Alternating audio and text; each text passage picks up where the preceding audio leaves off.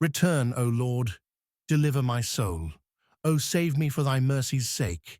For in death there is no remembrance of thee. In the grave, who shall give thee thanks?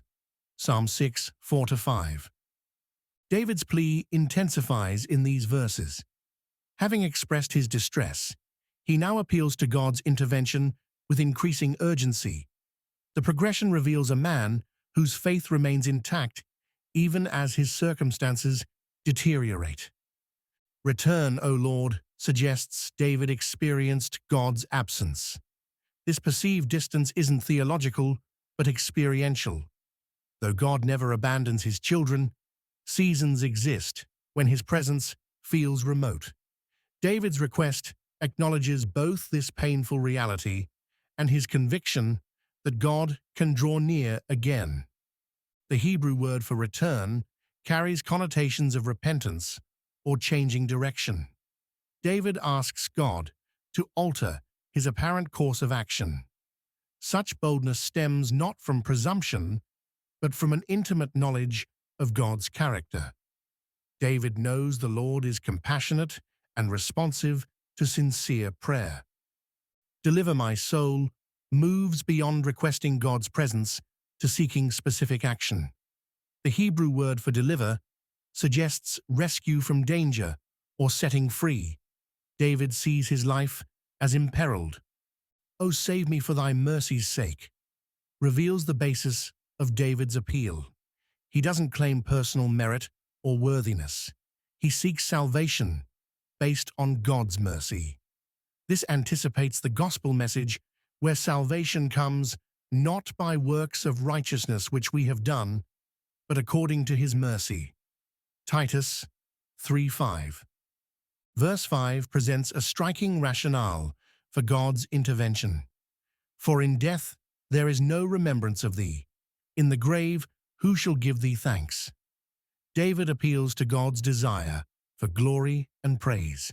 If death claims him, one voice that glorifies God will fall silent on the earth. This verse raises questions for modern readers. Does David deny consciousness after death? Does he contradict the New Testament teaching about believers are present with the Lord after death?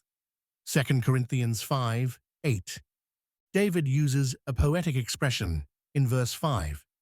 He speaks from the perspective of the living on earth. David is not making a theological argument about what happens after death, but rather expresses the urgency of his plea. David means, "Lord, if I die, I can no longer praise you in this life. Please heal and deliver me now."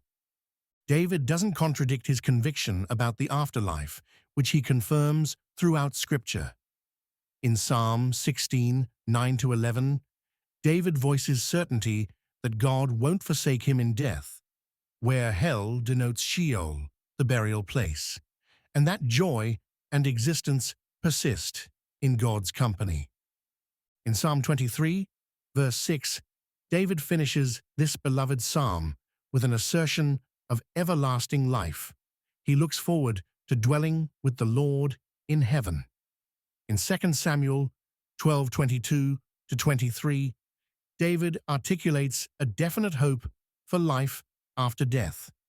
Though he cannot retrieve his child from the dead, he trusts they will meet again.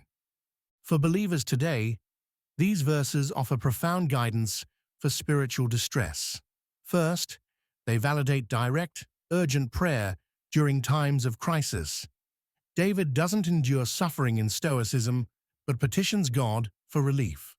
When overwhelmed, we too can cry out for God's intervention without shame. Second, David shows us to appeal to God's character rather than to our own personal merit. David shows we can approach God based on his mercy, not our good works. This foreshadows the gospel's emphasis on grace rather than works. Third, these verses remind us of our purpose to glorify God. David's concern for continued praise reveals his understanding that human existence should center on honoring the Creator. Even in distress, he maintains this God-centered perspective. Our lives find meaning in relationship with God. In times of overwhelming distress, when God seems distant and hope fades, David's words offer us a template for prayer. We can acknowledge our pain, request God's intervention, and appeal to His mercy rather than to our merit. Remember, our primary purpose is to glorify the Lord in both life and death.